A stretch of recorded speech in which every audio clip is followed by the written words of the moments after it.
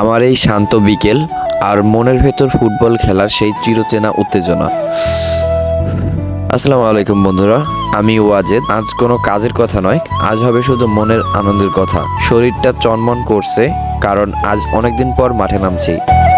বাড়ি থেকে বের হওয়ার আগে নিজেকে একটু গুছিয়ে নেওয়া এবং এই জার্সিটা গায়ে চড়ালাম। মনে হচ্ছে যেন যুদ্ধের প্রস্তুতি নিচ্ছি। আসলে ছোটবেলার সেই অভ্যাসটা আজও গেল না।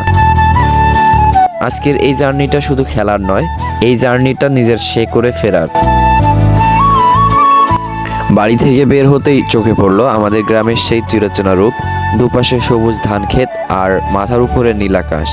এর চেয়ে সুন্দর কোনো জিম বা খেলার মাঠ কি শহরে পাওয়া সম্ভব? মোটেও না।